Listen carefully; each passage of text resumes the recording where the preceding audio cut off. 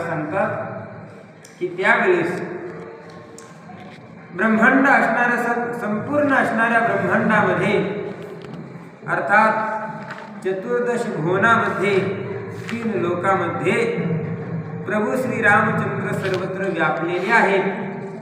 अशा प्रकारचं त्या ठिकाणी राजा रावणाला दिसत आहे. तेथे कायसे जगतीतळ अहो, ज्या ठिकाणी प्रभू श्री रामचंद्र सर्वत्र व्यापलेले आहेत त्या ठिकाणी हे जगत आहे असं म्हणता येत नाही का? राम प्रबळ वाढिण्याला राजा रावणाचा जो काही निश्चय आहे, अशा प्रकारचा निश्चय झालेला आहे की प्रभू रामचंद्र हे सर्वत्र व्यापक आहे, सनातन आहे, सूक्ष्म आहे, सर्वगत आहे. आणि असा निश्चय झाल्यामुळे जिकडं पाव तिकडं असणाऱ्या राजा रावणाला प्रभू श्री रामचंद्रांचं दर्शन होत आहे.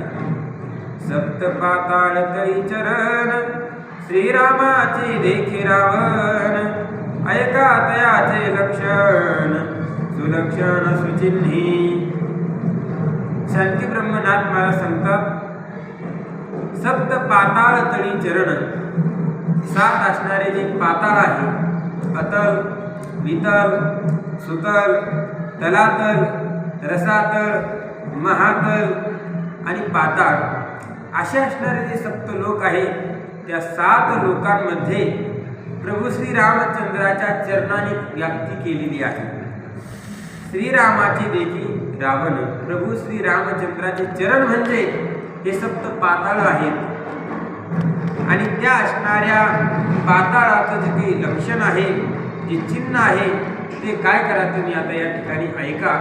अशा प्रकारचं या ठिकाणी एकनाथ महाराज सांगतात, निज धैर्य शेष फळीवरी श्रीरामचरण निर्धारी, सुचिन्हे शोभती कवने परी नवल परी तेथीची.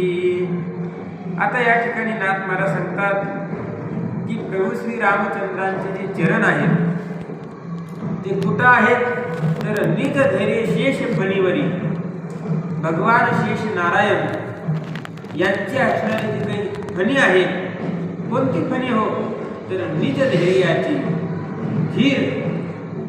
धैर्याची असणारी फणी. आणि त्या फणीवर प्रभू रामचंद्रांचे चरण स्थित आहे. कारण की जोपर्यंत आपल्या अंतःकरणामध्ये धैर्य येत नाही, धैर्य येत नाही म्हणजे जोपर्यंत धीर होत नाही, तोपर्यंत आपल्याला प्रभू श्री रामचंद्रांच्या चरणाचा साक्षात्कार होणार नाही. प्रभू रामचंद्र हे सर्वत्र व्यापक आहेत हे ज्ञान आपल्याला होणार नाही. कारण की